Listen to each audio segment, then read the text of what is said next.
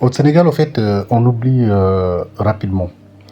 Suite à la sortie d'Ousmane Sonko et de Bassirou Diomaye Faye, certains se sont empressés à les traiter de menteurs encore, mais il nous faut souvent des rappels. Et par rapport à ces rappels, c'était en 2016 et l'exonération fiscale et recrutement politique à la DGID. Donc, Amadou Ba, leur patron, donc, qui est le ministre de l'économie et des finances et du plan. Le syndicat autonome des agents des impôts et domaines, SIAD, avait bien sûr indexé Amadou Ba et c'était cet article, bon, c'était il y a 8 ans. Le syndicat autonome des agents des impôts et domaines, SIAD, est sorti de ses gonds.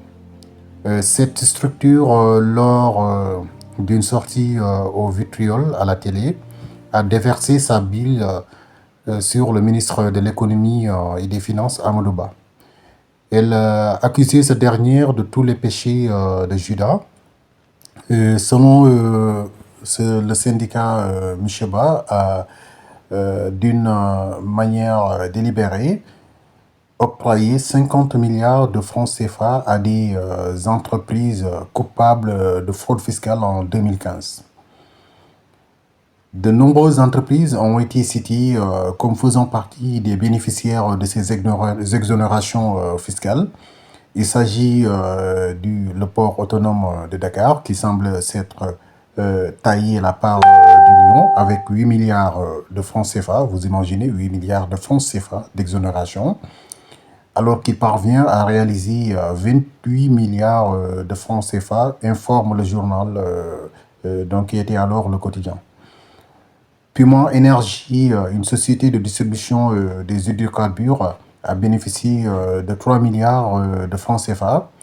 Il en est de même donc de la Sonatel, ce qui appartient bien sûr à la France.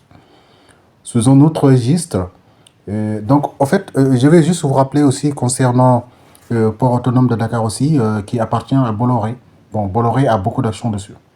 Sous un autre registre, le syndicat avait dénoncé les recrutements clientélistes qui gangrènent le fonctionnement de la DGID. Selon donc Eliman Pouy, entre 2012 et 2015, la DGID avait enregistré des recrutements politiques 10 fois supérieurs aux recrutements basés sur le mérite. Donc, comme vous pouvez le constater, c'était des accusations qui étaient portées contre l'ancien ministre de l'économie, des finances et du plan, patron DGID aussi. Et il y avait une réponse qui avait été donnée, la remise gracieuse, bon, comme vous avez entendu, la remise gracieuse, donc on parle de milliards, est une procédure légale prévue par les dispositions de l'article 706 du Code général des impôts. C'était la réponse, bien sûr, de la DGID au syndicat autonome des agents de l'administration fiscale. Donc, c'est eux qui avaient, bien sûr, accusé M.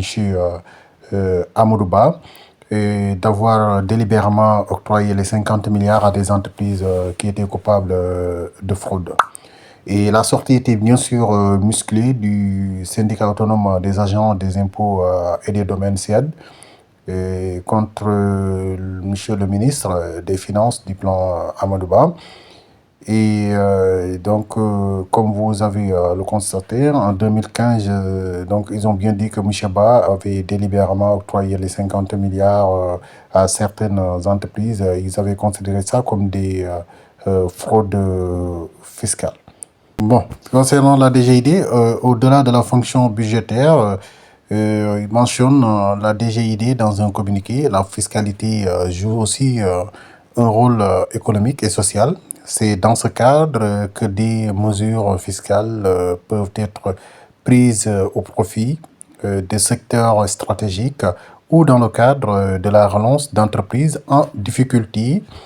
Et là, ils ont parlé de gracieuse, mais aussi revenir ici pour parler de difficultés. Donc là, bon, il y a une ambiguïté au fait, alors il faut le reconnaître. Il faut le reconnaître.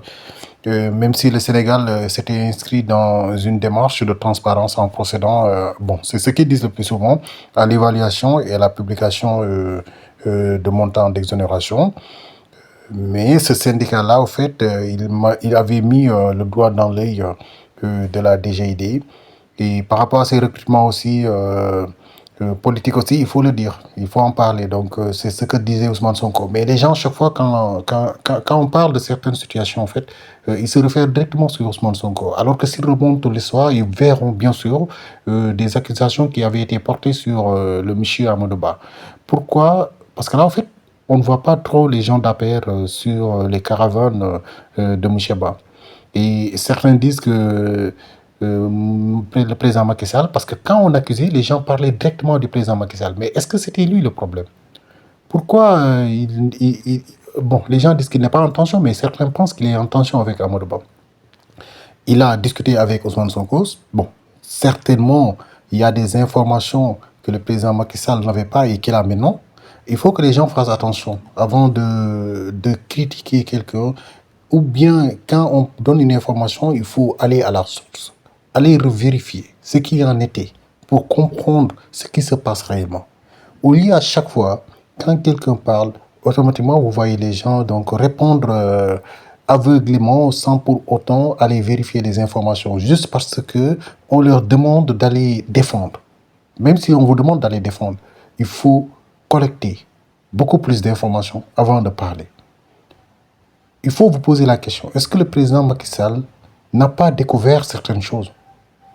Parce qu'il n'avait pas le temps d'aller discuter avec tout le monde. Lui, il attend toujours des rapports, comme je le disais le plus souvent. Il attend des rapports, et c'est par rapport à ces rapports qu'il se base pour dire si c'est fait ou si c'est pas fait. Mais par rapport à ce qu'on vole, ce qu'un ministre ou quelqu'un qui a un budget, ce qu'il prend, lui, il ne peut pas le savoir en fait. Il ne peut pas le savoir tout de suite. Mais moi, ce que je disais toujours, il devait y avoir derrière des gens qui enquêtent, des gens qu'on ne reconnaît pas. C'était à eux de vérifier.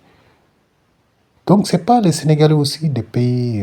Donc, les dégâts de ce que font souvent certains ministres ou certains DG, au fait. Ce n'est pas les Sénégalais. Les Sénégalais qui n'ont rien, en fait. On augmente les taxes, donc là, ils payent plus cher les denrées alimentaires, ils payent plus cher l'électricité, l'eau.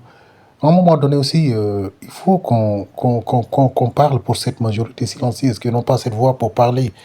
Donc voilà, c'est l'information que je voulais remonter pour que les gens ne se limitent pas juste sur ce qu'a dit Ousmane Sonko, mais remonter l'histoire et aller voir la source.